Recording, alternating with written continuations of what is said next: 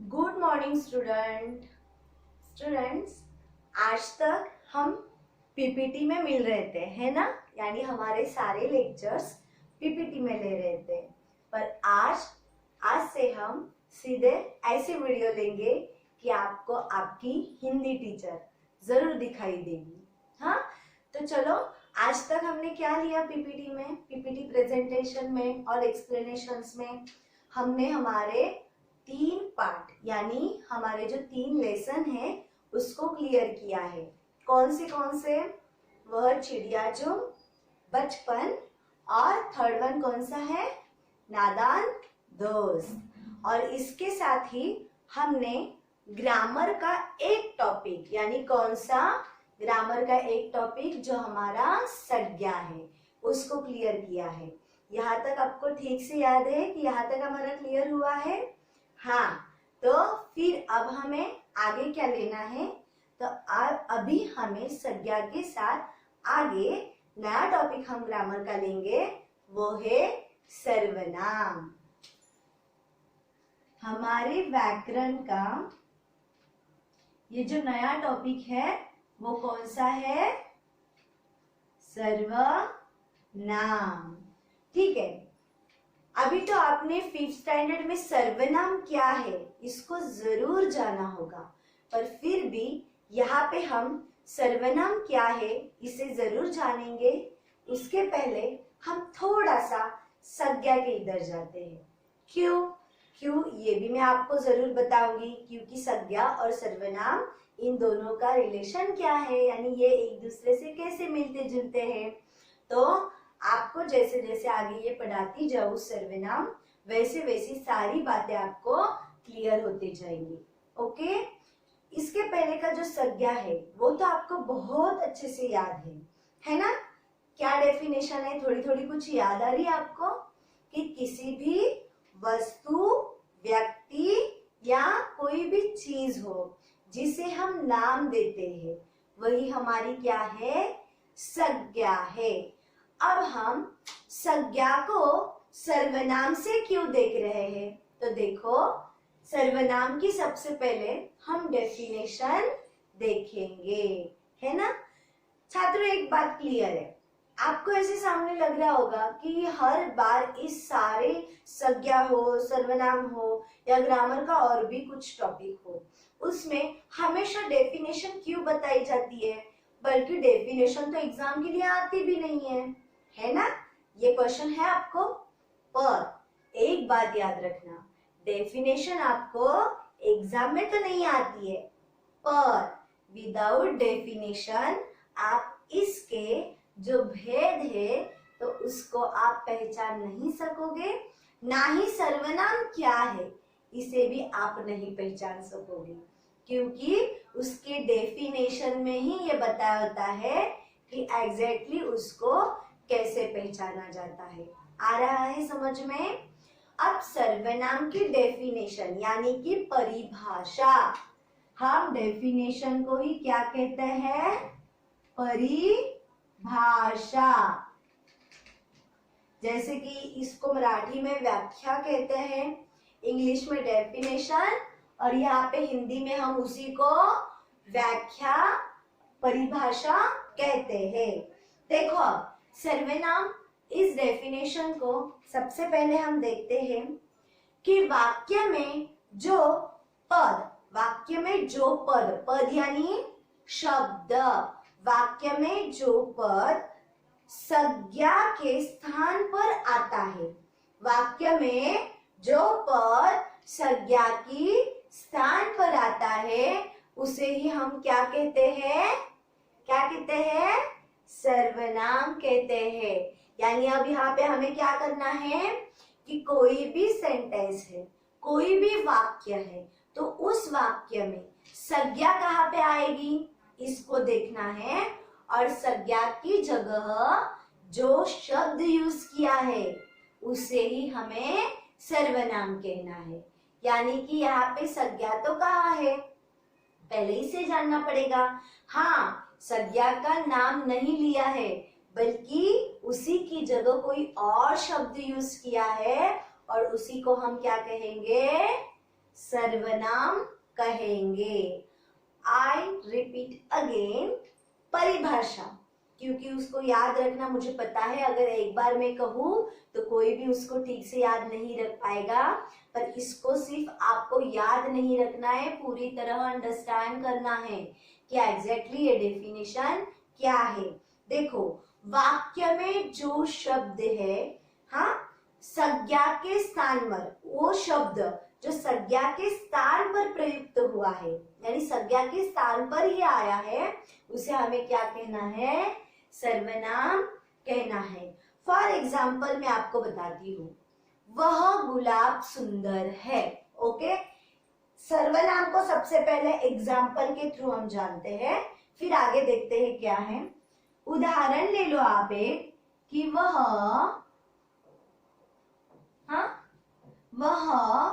फूल ले लो, फूल सुंदर है। ओके, मैं आपको दिखा रही हूं कि वह फूल सुंदर है, यानी क्या बोला? वह। पर वह यानी कौन सा फूल? मैंने आपको जैसे पहले सेंटेंस में बोला कि गुलाब का फूल, पर मैंने यहाँ पे ये नहीं कहा कि गुलाब का फूल, क्योंकि यहाँ पे अगर मैं लिखती गुलाब,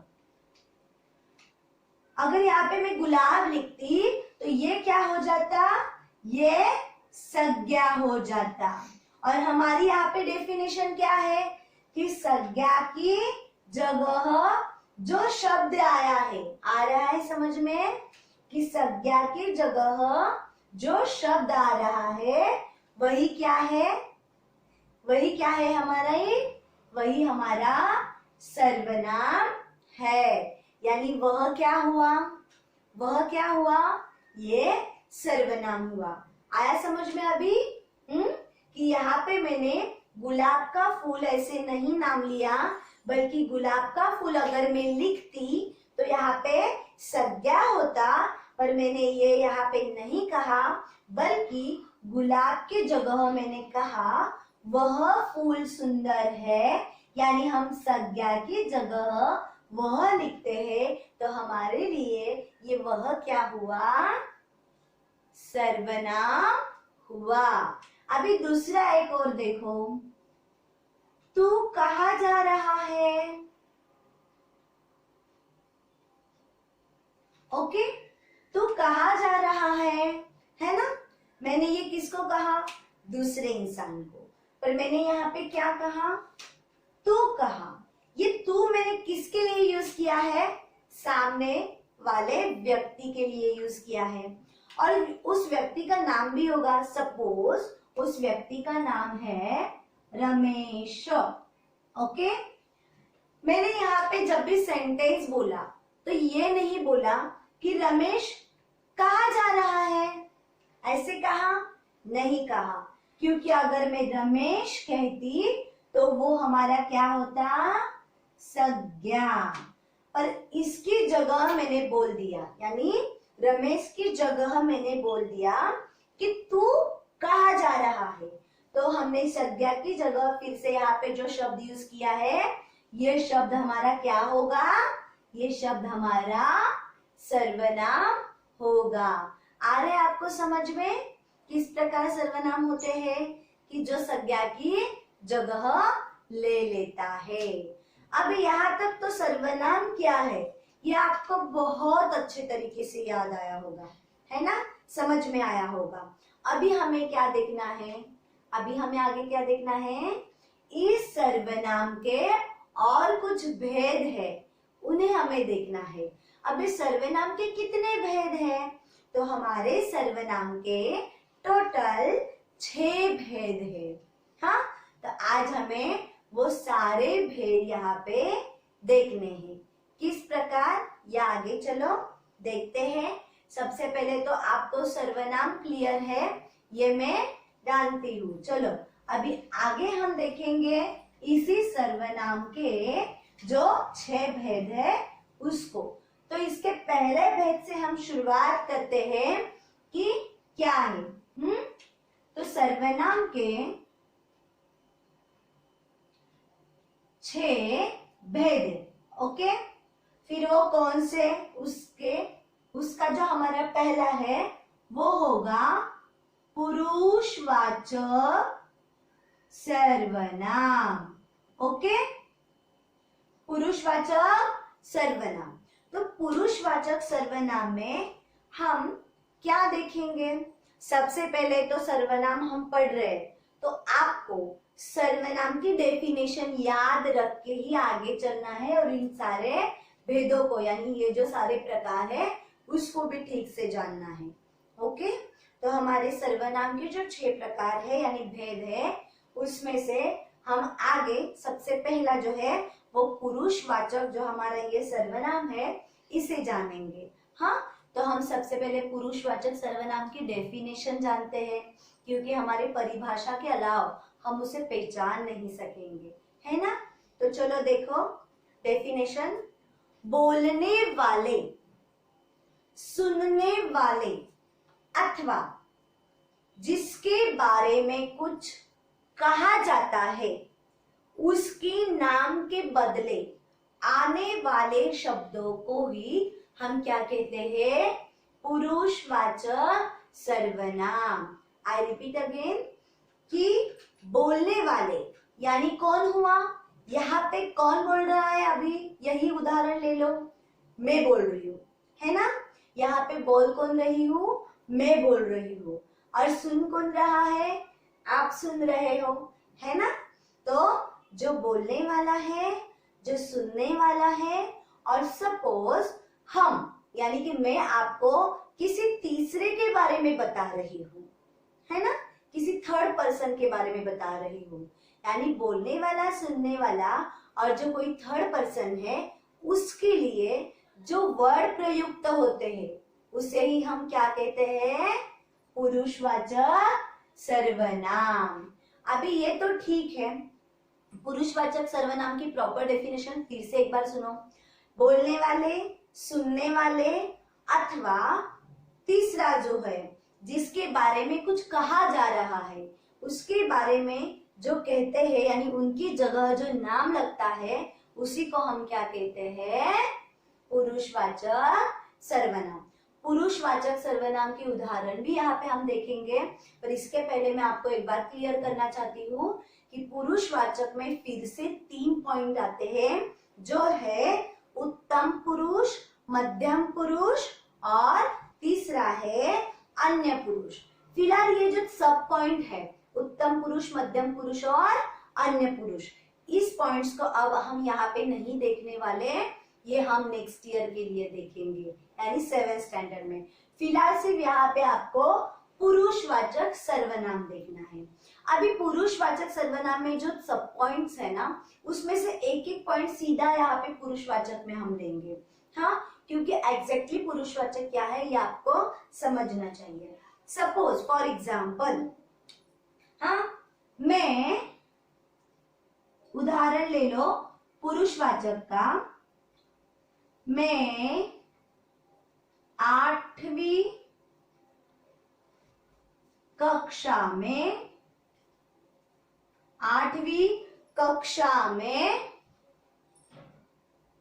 पढ़ रहा हूं।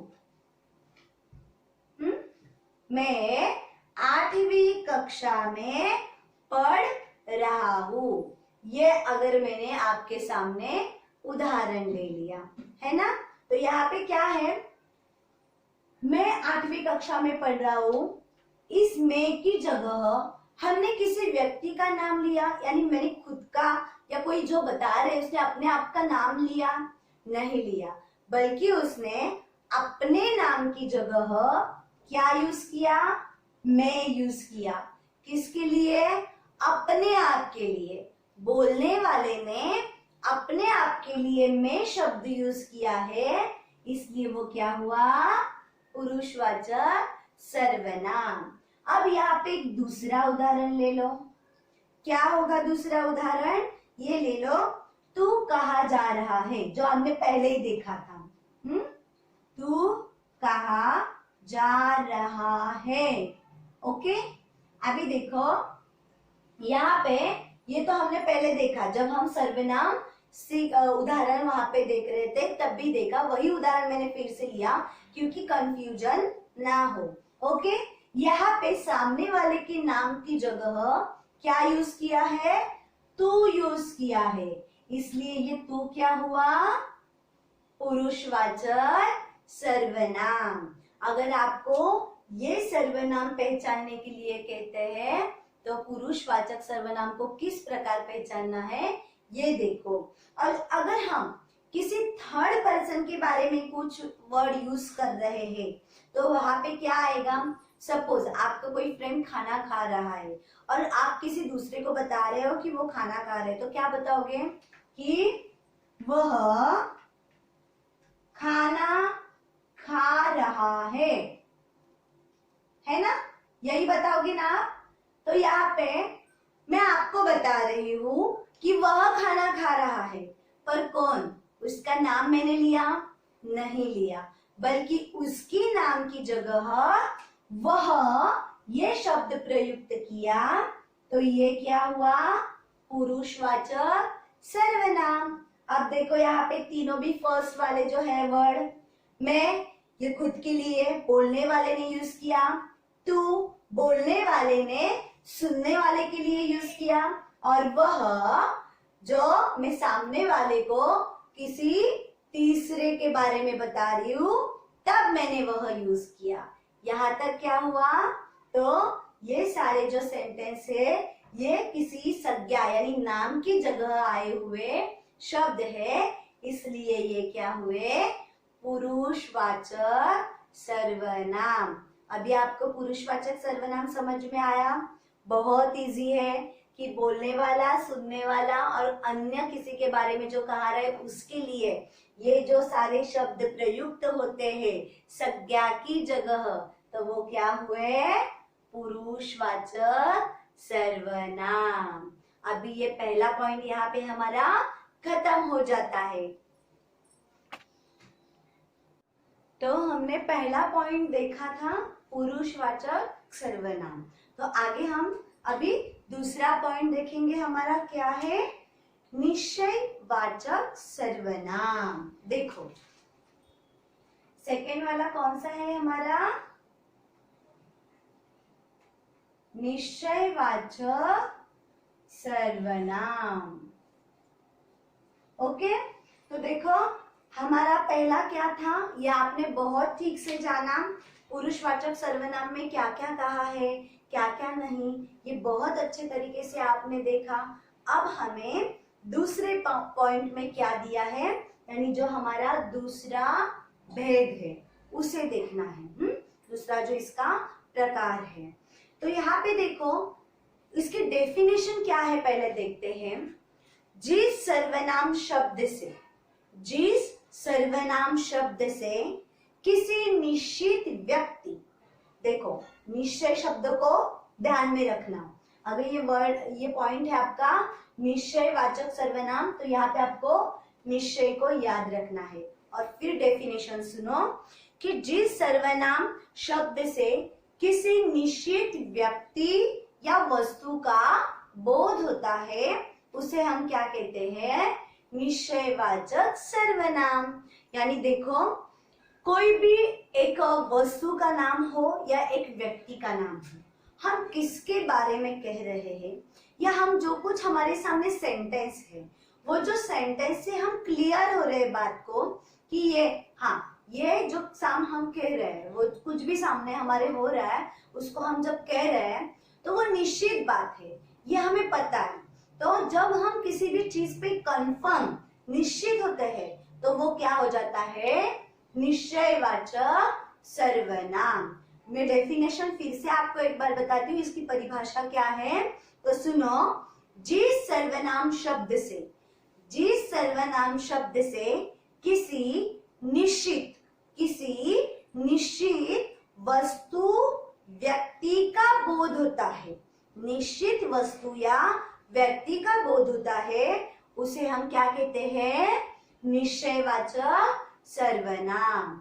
यह हम उदाहरण के रूप में देखेंगे, इसे हम अभी उदाहरण के रूप में देखेंगे। तो देखो वो मेरा भाई है या वह मेरा भाई है। ओके, अभी आपको ऐसे सेंटेंस आया और आपको बोला इस सेंटेंस को पहचानो। अगर यहाँ पे वह को अंडरलाइन आती है तो आप कंफ्यूज होगे या नहीं होगे? अगर वह को अंडरलाइन आती है तो हमें क्या याद आएगा? पुरुषवाचक सर्वनाम याद आएगा ना, बराबर। पुरुषवाचक यानी तीसरे पर्सन के बारे में भी हम यहाँ पे बता रहे हैं, उसकी नाम की जगह हम वह यूज कर रहे हैं, तो ये पुरुषवाचक सर्वनाम हो सकता है। पर पहले आपको इस पूरे सेंटेंस को देखना है कि पूरा सेंटेंस क्या बोला गया है। तो पूरा सेंटेंस क्या है? वह मेरा भाई है। ये एक रिलेशन यहाँ पे बताया है जो कंफर्म होता है, क्योंकि देखो निश्चित होना यानी क्या? कंफर्म होना। अभी निश्चयवाचक में ये निश्चयवाचक है, ये कैसे पहचाने हम? तो यहाँ पे एक रिलेशन बताया गया है जो कंफर्म होता है। हम किसी और के भाई को अपना भाई नहीं कह सकते। कह सकते हो? नहीं ना। अगर रास्ते से जा रहा है हमारे दोस्त का भाई, तो सपोज वो भाई जा रहा है तो हम उसके भाई को ऐसे नहीं बोल सकते कि ये तेरा नहीं, ये मेरा भाई है। आप बोल सकते हो? नहीं बोल सकते हो, क्योंकि वो उनका रिलेशन कंफर्म है, वहां पे कोई बदलाव नहीं होने वाला है ना। हम किसी और के भाई को अपना भाई नहीं कह सकते। यानी यहाँ पे ये बात यानी ये सेंटेंस कंफर्म है, ये आपको देखना है। तो यहाँ पे सिर्फ वह को अंडरलाइन हो, सीधा आप लिख दो पुरुषवाचक सर्वनाम, ऐसे नहीं करना है। इस पूरे सेंटेंस को आपको पढ़ना है और उस सेंटेंस को पढ़ के जब पता चलता है कि ये एक रिलेशन भाई के ऊपर होता है, ये कंफर्म है, तो ये क्या हो जाएगा? निश्चयवाचक सर्वनाम। आ रहा है समझ में? और एक उदाहरण देखेंगे। आ रहा है या सर के ऊपर से जा रहा है? नहीं ना, जरूर आएगा समझ में, क्योंकि हम सर से ऊपर से कुछ नहीं जाने देने वाले हैं। सब कुछ आपको क्या करना है? सर के अंदर डालना है। बिल्कुल एक भी बात यहाँ से मिस आउट नहीं होनी चाहिए। ओके, और देखो अब मैं बताऊंगी किसी और को कि वह मेरा घर है। अब ये पूरा सेंटेंस पढ़ना है आपको, सिर्फ वह को नहीं देखना है, पूरा सेंटेंस पढ़ना है कि वह मेरा घर है।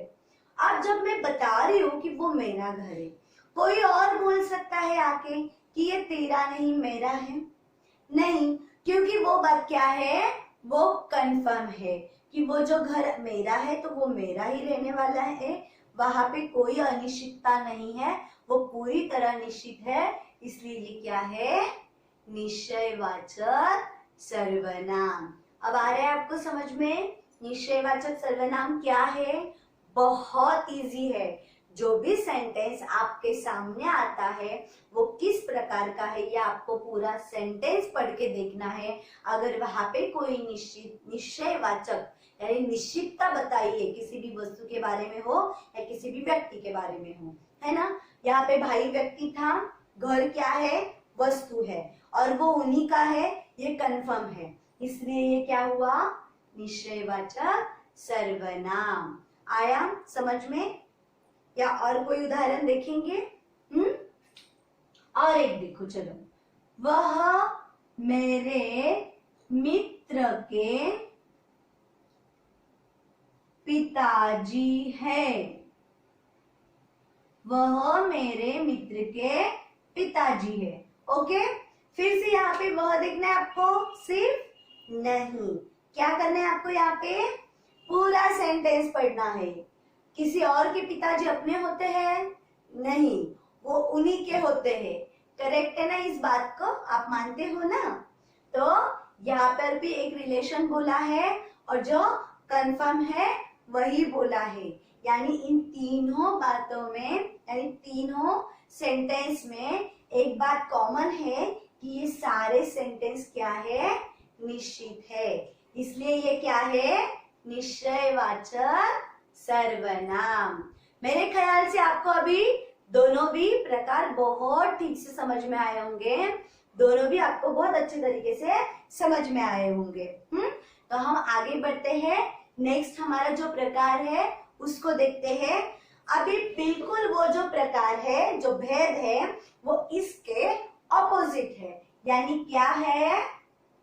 अनिश्चयवाचक सर्वनाम। इसको याद रखने के लिए भी कितना आसान है, देखो। पुरुषवाचक सर्वनाम को अगर आपको याद रखना है, पुरुष यानी कोई भी मेल, ये तो आपको पता है, हम किसी भी इंसान को, व्यक्ति को पुरुष बोलते हैं, तो वही क्या है? पुरुषवाचक सर्वनाम। और हमारा दूसरा पॉइंट जो कंफर्मेशन है, उसको हम कैसे याद रखेंगे? निश्चयवाचक सर्वनाम, यानी वो निश्चित है। और बिल्कुल निश्चयवाचक के अपोजिट हमारा जो है वो क्या है? अनिश्चयवाचक सर्वनाम। अब हम देखेंगे इसको, पहले इसकी डेफिनेशन यानी परिभाषा हम देखते हैं क्या है। जिस सर्वनाम शब्द से किसी अनिश्चित वस्तु या व्यक्ति का बोध हो, यानी बिल्कुल डेफिनेशन निश्चयवाचक के ऑपोजिट लेनी है। यहाँ पे क्या बोला था? यहाँ पे बोला था कि कोई भी वस्तु या व्यक्ति के जगह जो निश्चित होती है वही क्या है?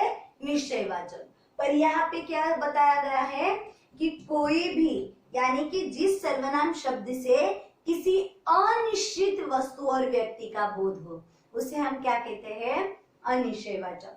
अब यहाँ पे क्या होगा? जो भी सेंटेंस आप पढ़ोगे ना, वहां पे कंफर्मेशन आपको नहीं मिलेगी। यानी कि क्या? फॉर एग्जाम्पल से देखते हैं। हाँ, उदाहरण ले लो।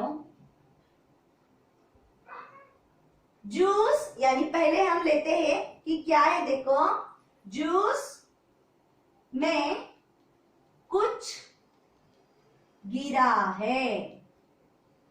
ओके, ये सेंटेंस लेते हैं कि जूस में कुछ गिरा है। अब यहाँ पे देखो, जूस है जो संज्ञा है, जिसके बारे में बोला है, पर उसमें कुछ गिरा है, कुछ। अभी इस कुछ को देखो, कुछ गिरा है यानी कंफर्म बताया कि क्या गिरा है। अरे आपको समझ में? कुछ गिरा है सिर्फ इतना बोला, पर क्या गिरा है? गिरा है इसको कंफर्म किया? नहीं किया। कुछ तो गिरा है, पर क्या गिरा है ये उसको भी नहीं पता है। यानी इस सेंटेंस से आपको कोई भी आंसर नहीं मिलता है कि क्या गिरा है। कुछ तो गिरा है उतना पता है, तो इसलिए ये अनिश्चित है, यानी कंफर्मेशन नहीं है, ये अनिश्चित रूप से है। इसलिए यहाँ पे क्या, हम कुछ अगर कहा है तो हम ये क्या कहेंगे कि ये कैसा सर्वनाम है? अनिश्चयवाचक सर्वनाम है। और एक उदाहरण देखेंगे हम कि दीवार के पीछे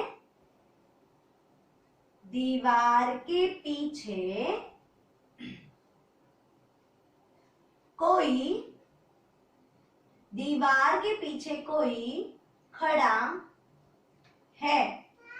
ओके, दीवार के पीछे कोई खड़ा है।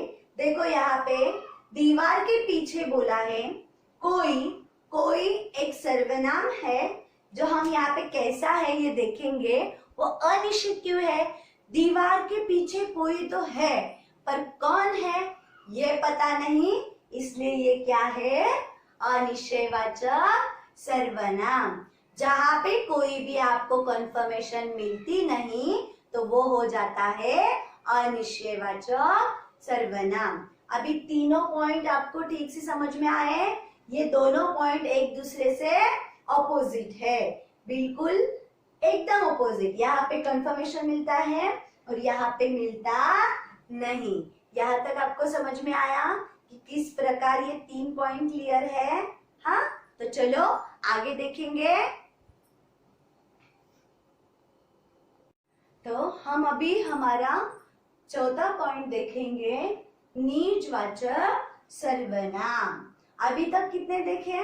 सबसे पहला पुरुषवाचक सर्वनाम, सेकेंड निश्चयवाचक सर्वनाम, थर्ड वन अनिश्चयवाचक सर्वनाम, और फोर्थ है निजवाचक सर्वनाम।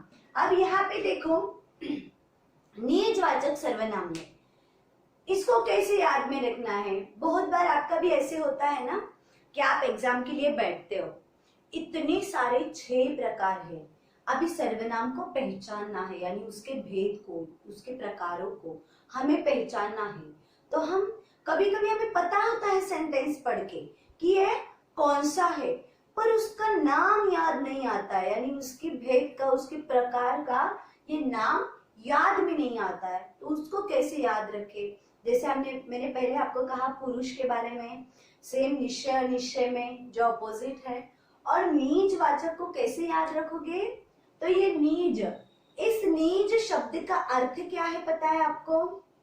इस निज शब्द का अर्थ ही होता है स्वयं। क्या होता है, स्वयं। कभी कभी हम अपने दोस्तों से कहते हैं देखो कि ये मेरा निजी मामला है, तू उसमें दखल अंदाजी मत दे। कहते हैं, हमने कभी सुना है आपने ऐसे सेंटेंस, कभी बोले भी होंगे अपने दोस्तों के साथ कि तू इसमें दखल अंदाजी मत दे, ये मेरा निजी मामला है। निजी यानी मेरे खुद का, मेरे स्वयं का, यानी मेरा है वो मामला जो कुछ चल रहा है। तो ये निज शब्द है, वो अपने आप के लिए जो वर्ड यूज होते हैं उसी को हम कहते हैं। अब इसकी डेफिनेशन यानी परिभाषा क्या है उसे देखते हैं। देखो, जो सर्वनाम शब्द यानी कर्ता अपने लिए प्रयुक्त करता है, यानी जो सर्वनाम शब्द, जो भी सर्वनाम शब्द है, कर्ता, कर्ता यानी कौन, जो बोल रहा है खुद वही होता है, जो कर रहा है वही होता है। तो वो कर्ता अपने आप के लिए जो शब्द यूज करता है वही क्या होता है, निजवाचक सर्वनाम। फॉर एग्जाम्पल देखेंगे हम, यहाँ पे उदाहरण भी देखेंगे, बहुत इजी है। आप इसको जितना आसानी से समझ जाओ ना उतना समझ में आएगा। ये बहुत इजी है कि निजवाचक सर्वनाम का मैं आपको एक उदाहरण बताती हूँ। उदाहरण, मैं खुद वहां जाऊंगा या जाऊंगी। ओके, मैं खुद वहां जाऊंगा। तो ये सेंटेंस उसने किसके लिए कहा, खुद के लिए, है ना। मैं खुद, खुद ये वर्ड उसने किसके लिए यूज किया, अपने आप के लिए, कि मैं खुद वहां जाऊंगा। तो ये जो खुद के लिए ही कहा है, अपने आप के लिए ही कहा है, तो वो क्या हुआ, निजवाचक सर्वनाम। तो बिल्कुल, और एक, मैं स्वयं मंदिर जाऊंगी, यानी मैं स्वयं मंदिर जाने वाली हूं। यानी उन्होंने, इन्होंने, मैं जो संज्ञा है, तो ये शब्द जो स्वयं है वो किसके लिए यूज किया, अपने आप के लिए यूज किया। यानी स्वयं अगर अपने आप के लिए यूज किया है तो ये क्या होगा, निजवाचक सर्वनाम। क्योंकि जहां पे कर्ता जो बोल रहा है वो खुद जब अपने आप के लिए ये वर्ड यूज करते हैं तो वो क्या हो जाता है, निजवाचक सर्वनाम। और एक उदाहरण देखना चाहोगे आप? मैं अपना काम अपने आप कर लूंगा। देखो यहाँ पे, मैं अपना काम अपने आप कर लूंगा, यानी मैं खुद कर लूंगा, है ना। तो अपने आप किसके लिए यूज किया उन्होंने, खुद के लिए यूज किया, है ना। तो देखो हर तीनों पॉइंट में आप तीनों हमारे जो भी उदाहरण है फॉर एग्जाम्पल है उसमें देखो उन्होंने क्या कहा, मैं खुद वहां जाऊंगा, खुद अपने आप के लिए कहा इसलिए निजवाचक सर्वनाम। मैं स्वयं मंदिर जाऊंगा, स्वयं किसके लिए प्रयुक्त है, कर्ता खुद अपने आप के लिए कह रहा है। मैं अपना काम अपने आप करूंगा, यानी ये भी निजवाचक सर्वनाम। अभी फॉर एग्जाम्पल में स्वयं, खुद, अपने आप, ये सारी बातें आपको याद रखनी है। और इन तीनों शब्दों के नीचे जब भी आप अंडरलाइन देखें या हमसे सपोज एग्जाम में आपको ऐसे आएगा कि निजवाचक सर्वनाम पहचानो, तो आपको खुद इनके नीचे अंडरलाइन करना है। अगर एग्जाम में अंडरलाइन करके आता है तो आपको वहां पे सामने क्या लिखना है, निजवाचक सर्वनाम। यानी देखो एग्जाम में चाहे कैसे भी पूछे, हम अपने साइड से सारी बातें क्लियर रखेंगे, क्योंकि ऐसा हो या इस प्रकार से आए, क्वेश्चन किसी भी प्रकार से आए, पर हमारा आंसर गलत नहीं होना चाहिए। इतना क्लियरेंस उस बात में आपको होना चाहिए। अगर फिर भी डाउट है तो आप मुझे डाउट भी पूछ सकते हो, ये तो आपको पता ही है कैसे क्या हम तो बताने वाले हैं, डोंट वरी। सो यहाँ तक कि निजवाचक सर्वनाम क्या है, क्लियर है। चलो तो आगे जो हमारा फिफ्थ वन पॉइंट है, कौन सा है, जो फिफ्थ वन हमारा है, संबंधवाचक सर्वनाम। संबंधवाचक सर्वनाम। अभी मुझे बताओ इस संबंध शब्द का अर्थ क्या है। हम बोलते ना मेरा तुझसे कोई संबंध नहीं, मेरा इनसे संबंध है, यानी हम उनके साथ रिलेट होते हैं, एक रिलेशन के रूप में रहो, या संबंध यानी उनसे ही लेना देना है एक दूसरे के साथ। पर यहाँ पे संबंध का अर्थ क्या है, तो यहाँ पे संबंध का अर्थ हम देखो क्या देखेंगे, डेफिनेशन देखते हैं, यानी उसकी परिभाषा क्या है। जो सर्वनाम शब्द दो भिन्न विचारों का संबंध जोड़ता है। जो सर्वनाम शब्द दो भिन्न विचारों का संबंध जोड़ता है, उसी को हम क्या कहते हैं, संबंधवाचक सर्वनाम। यानी दो अलग अलग अर्थ के वर्ड है, जो भी शब्द है, उनको एक दूसरे के साथ वो रिलेशन यानी कि वो संबंध जोड़ते हैं, उसी को हम संबंधवाचक कहते हैं। देखो सबसे प्यारा और इजी उदाहरण यहाँ पे क्या होगा, जैसी करनी वैसी भरनी, बराबर है। सुना है ये सेंटेंस कभी आपने, बहुत कॉमन है, सबने सुना होगा, है ना, कि जैसे करोगे वैसे फल भी मिलेगा, और जैसी करनी वैसी भरनी, वैसे ही भरना पड़ेगा, है ना। ये तो आपको बहुत इजी उदाहरण है जो सबको पता भी है। तो यहाँ पे देखो करना और भरना ये दोनों अलग बातें हैं।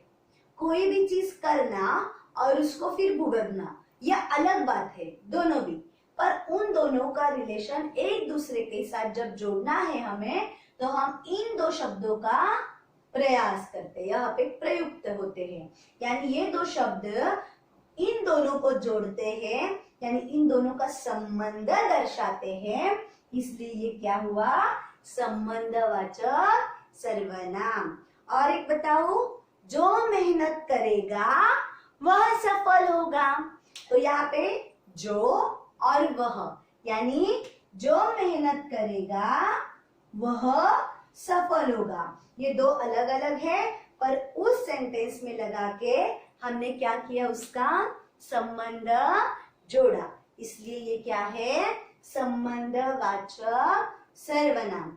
आ रहा है ठीक से समझ में आपको कि संबंधवाचक क्या है, जैसी वैसी, जहां वहां, जो वह, जैसे वैसे, ये सारे जो शब्द है वो दो अलग अलग सेंटेंस को एक साथ उनका संबंध दर्शाते हैं, इसलिए वो क्या होते हैं, संबंधवाचक सर्वनाम।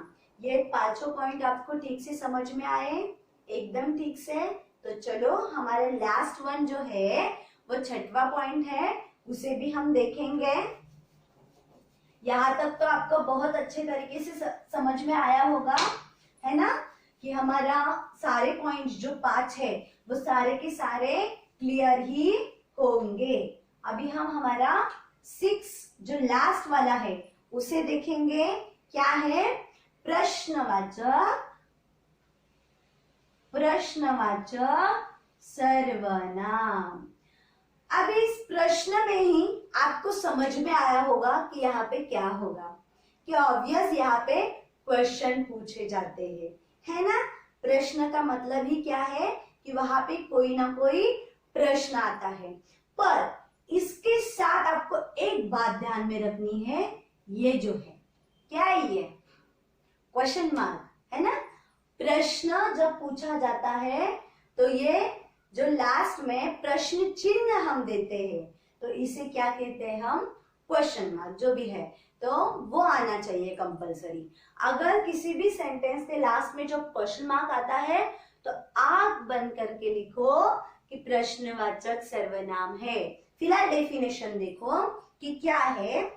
जिस सर्वनाम शब्द का प्रश्न पूछने के लिए प्रयोग किया जाता है, देखो कितना इजी है।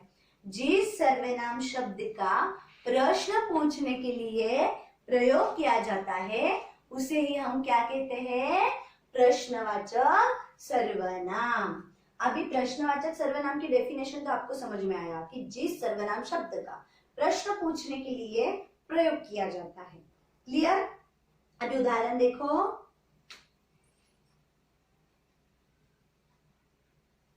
उदाहरण देखो, दरवाजे पर कौन खड़ा है। अभी कोई तो है, पता नहीं कौन है। सो मैंने सवाल किया, ये सवाल है, सीधा सीधा सवाल है कि दरवाजे पर कौन खड़ा है। तो ये कौन है, ये क्या है, एक प्रश्नवाचक है, प्रश्न है पूछने के लिए जो हम उस शब्द का इस्तेमाल करते हैं, इसलिए कौन क्या है, प्रश्नवाचक सर्वनाम। इसलिए पूरा सेंटेंस क्या हुआ, प्रश्नवाचक सर्वनाम। और नेक्स्ट और एक उदाहरण, तुम्हें क्या चाहिए। तुम्हें क्या चाहिए, जब हम ऐसे पूछते हैं तो क्या क्या हुआ, क्या इस शब्द को भी हम प्रश्न पूछने के लिए प्रयुक्त करते हैं, इसलिए क्या क्या हुआ, वो भी प्रश्नवाचक सर्वनाम। तो आपको यहाँ पे समझ में आया, क्यों, क्या, कौन, कहा, ये सारी जो बातें हैं तो हम वो क्वेश्चन पूछने के लिए यूज करते हैं, इसलिए वो सारे के सारे शब्द क्या हुए, प्रश्नवाचक सर्वनाम। आ रहा अभी समझ में आपको कि यहाँ पे किस प्रकार हमारे 6 पॉइंट क्लियर है। देखो कैसे याद रखना है, बिल्कुल भूलना नहीं है, फटाक से माइंड में रखना है आपको कि देखो किस प्रकार हम सारे पॉइंट्स को लर्न करते हैं और उस पॉइंट्स के साथ ही इसे भी क्लियर करते हैं। प्रश्नवाचक तो बहुत इजी है, वो आपको आराम से समझ में आएगा। फिलहाल किसी ने कहा कि सर्वनाम के प्रकार मुझे 6 के 6 फटाक से बता दो, तो वो आपको आना चाहिए। हाँ बताया था पहला, किसी भी व्यक्ति को क्या कहते हैं, पुरुष कहते हैं। तो हमारा पहला पॉइंट क्या हो जाएगा, पुरुषवाचक सर्वनाम। फिर टीचर ने बताया था कि कोई निश्चय बात को, निश्चित बात को हम क्या कहेंगे, निश्चयवाचक। कहीं भी क्लियर होता है तो वो निश्चयवाचक क्या है, दूसरा पॉइंट। अब इसके बिल्कुल अपोजिट जो था वो हमारा क्या था, अनिश्चयवाचक। करेक्ट, आ रहा है समझ में। अब इसके अपोजिट क्या था, अनिश्चयवाचक, यानी तीनों के तीनों आपको फटाक से याद आ जाएंगे। फिर फोर्थ वन जो है वो क्या है, निजवाचक। निज यानी स्वयं को बोला था, है ना। तो ये न याद रखेंगे, दो न है, एन यानी दो न से आए हैं, इसलिए इसको ध्यान में आप ठीक से रखोगे। ये निजवाचक सर्वनाम। फिर फिफ्थ वन क्या होगा, फटाक से याद आना जाना चाहिए कि संबंधवाचक। यहाँ पे हम क्या करेंगे, एक दूसरे के साथ संबंध दर्शाएंगे। और हमारा जो लास्ट वन है वो हमेशा क्वेश्चन होना चाहिए, इसलिए हमने क्या लिया, क्वेश्चन, प्रश्नवाचक सर्वनाम। इस तरीके से फटाफट आपको सारे पॉइंट्स यहाँ पे पूरी तरह याद रखने हैं। अब इसकी डेफिनेशन याद है, बोलने वाला, सुनने वाला अथवा तीसरे व्यक्ति के बारे में जो शब्द बोला जाता है उसी को हम क्या कहते हैं, पुरुषवाचक सर्वनाम। निश्चयवाचक सर्वनाम कोई भी निश्चित वस्तु या व्यक्ति के लिए जो शब्द यूज करते हैं वही क्या है, निश्चयवाचक। यहाँ पे अनिश्चयवाचक बिल्कुल इसके ऑपोजिट कि कोई भी सर्वनाम जो अनिश्चय व्यक्ति या वस्तु की बोध करवाता है। निजवाचक कोई भी कर्ता अपने आप के लिए जो शब्द यूज करता है वही निजवाचक कहलाता है। संबंधवाचक यानी दो ऐसे शब्द जो दो अलग अलग शब्दों को संबंध दर्शाते हैं, इन्हीं शब्दों को हम क्या कहते हैं, संबंधवाचक। और प्रश्नवाचक में क्या है, क्वेश्चन मार्क, जहाँ पे सवाल पूछा जाता है। क्लियर? कितने फटाफट आए देखो, आज इसे मैं बता रही हूँ पर इसी स्पीड से आपको सारे पॉइंट लर्न हो गए, ये मुझे गारंटी है। मेरे बच्चे बहुत होशियार है और इसे बहुत अच्छे तरीके से लर्न करेंगे। ओके, तो यहाँ पे हम हमारा सर्वनाम का टॉपिक पूरी तरह कंप्लीट करते हैं और इसके बाद नए टॉपिक के साथ नेक्स्ट वीडियो में मिलेंगे। धन्यवाद।